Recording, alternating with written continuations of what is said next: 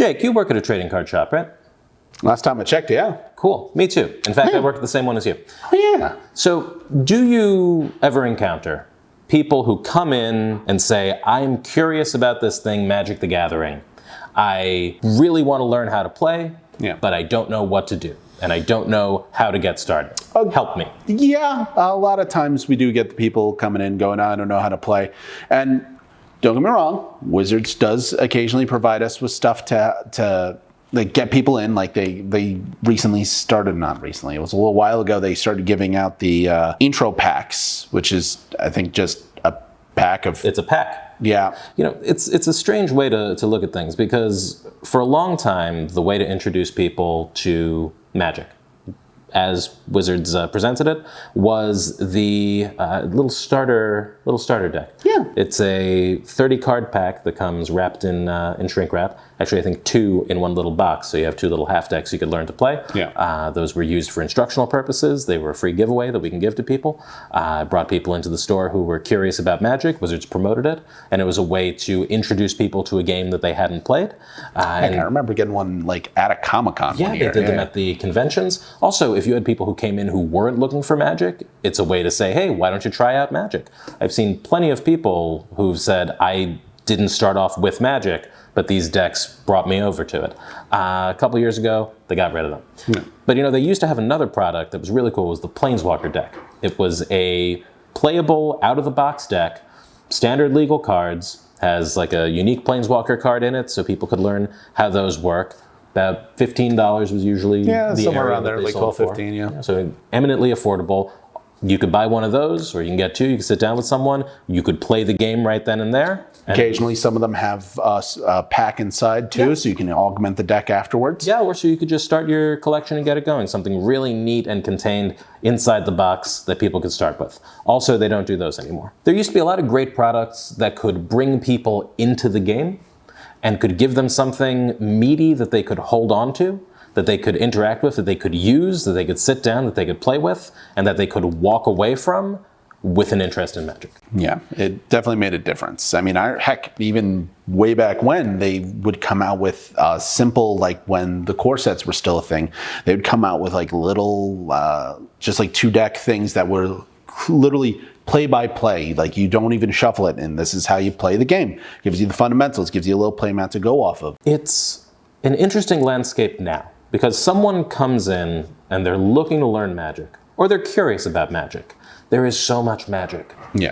Set boosters, draft boosters, collector boosters, commander decks. Jumpstart. Oh, jumpstart boosters. But you don't have, big or small, long or short, a dedicated entry product that you can put in someone's hands and say, this is Magic. You play with this just for a little bit. I could sit down and play with this with you, and you can walk away with a newfound passion for the game. Well, Adam, don't you know we have the Arena starter set now? It's 2 decks that you can learn how to play.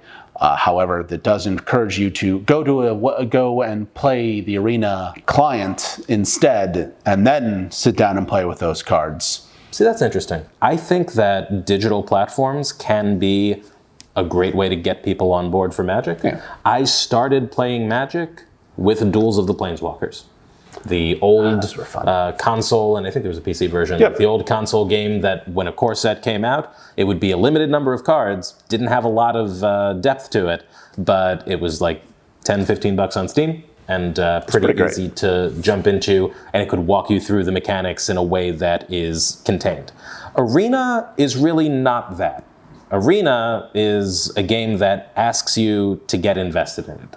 It's a game that asks a lot of you in terms of the amount of time that you're going to put into it and the amount that you're going to focus on playing with it. Now, don't get me wrong. I agree with you on that part, but Arena, it does have a couple of nice things, at least when you first start playing. It gives you a couple of decks, and you don't really need to go beyond that. It just gives you a few things, and you just either play for a while and accumulate the gold and stuff, and then you have a decent deck for a little while. However, it is always a standard deck, and then it rotates out once standard rotates. And that always is a little frustrating because then thankfully they do give you like another deck to go off of sometimes, but it's still a little annoying, and particularly if you're just starting. I'm going to be a little bit selfish here. You're self-interested here, you know? I play the physical card game. I also work at a store that deals in the physical card game. Yeah. The physical card game is really where I'm at. It's really something that I care about.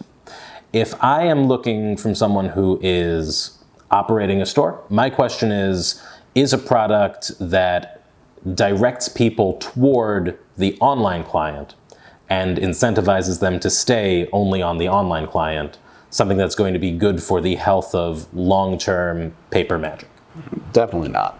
And then the other thing that I would have to ask is if I'm a player who's learning through the online client, which is a bit different from paper Magic visually in terms of the way that a lot of it is paced, is that something that is then going to lead me to be interested in the paper component? Because Duels of the Planeswalker was great, or Duels of the Planeswalkers was great, because it was short. Yep. It was a small game where once you had a taste of it, you wanted more.